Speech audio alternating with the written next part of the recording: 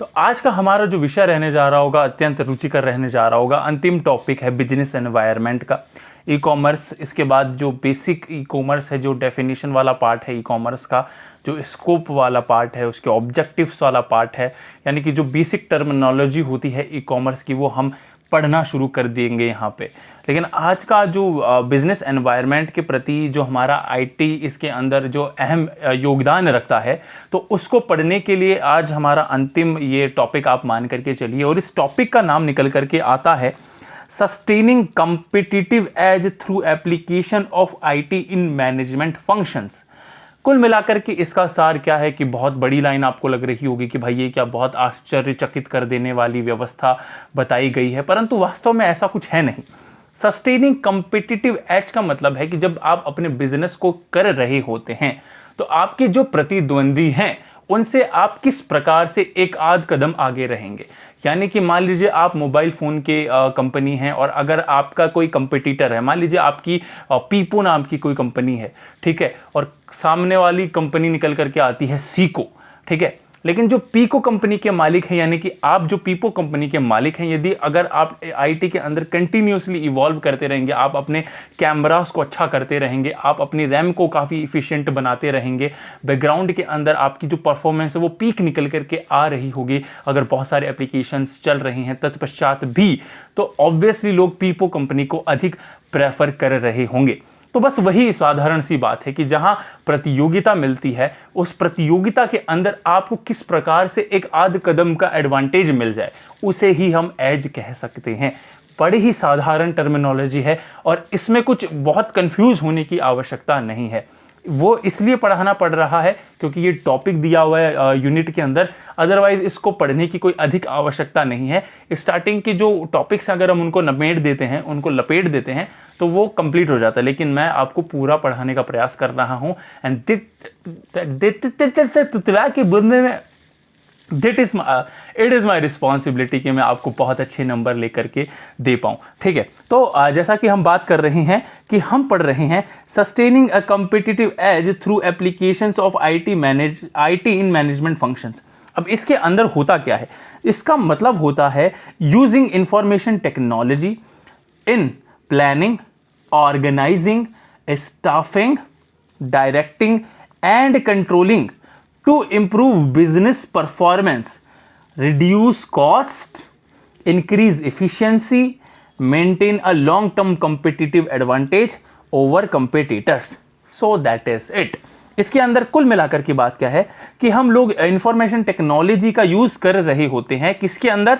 Planning के अंदर, ठीक है, ऑर्गेनाइजेशन के अंदर, ठीक है, स्टाफिंग के अंदर, ठीक है, डायरेक्शन के अंदर, डायरेक्टिंग के अंदर, कंट्रोलिंग के अंदर, ताकि हमारा जो बिजनेस है वो काफ़ी अच्छा तरीके से इम्प्रूव हो सके, हमारा बिजनेस काफ़ी अच्छा परफॉर्म कर सके, हमारी कॉस्ट जो है कम हो जाए बिजनेस रन करने की, जो हमारी इफ़िशियंसी वो बढ़ती चली जाए, ठीक है, और जो मेंटेन है, जो लॉन्ग टर्म की जो फ्यूचर गोल्स है हमको उनकी प्राप्ति करनी है, तो वो हम प्राप्त कर पाएँ हमारे बिजनेस के लिए।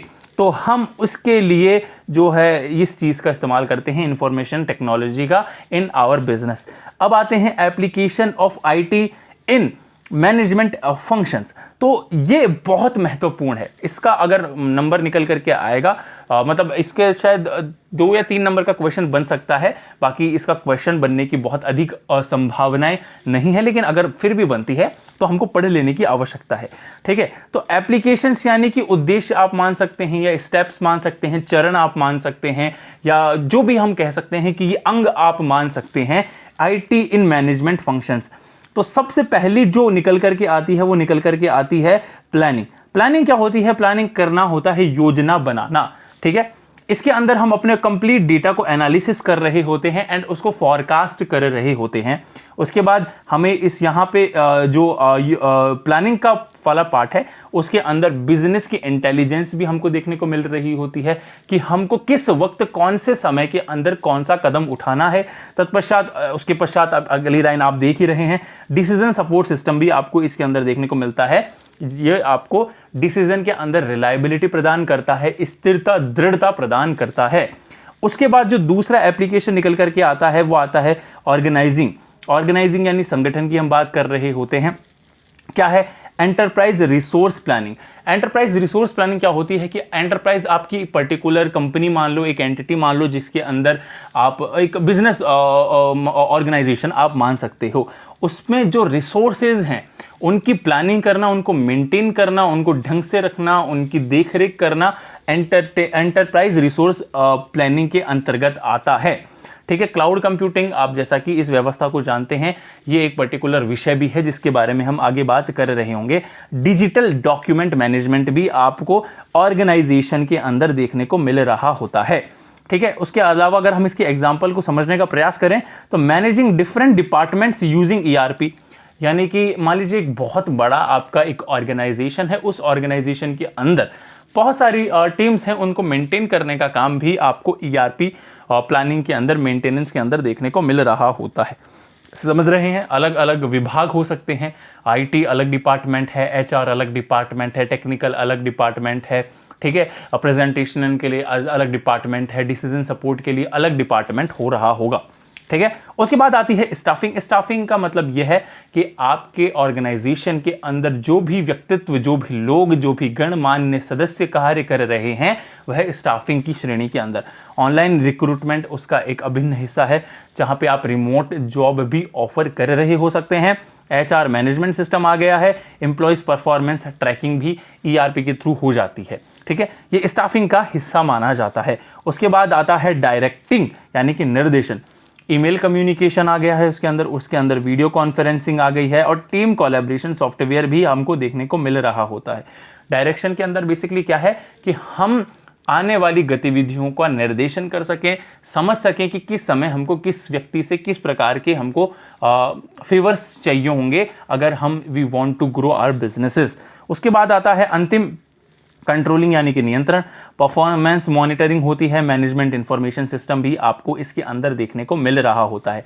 अगर एक एडिशनल एग्जांपल की हम बात कर रहे हैं तो managers track sales and employees performances using data dashboards. ठीक है।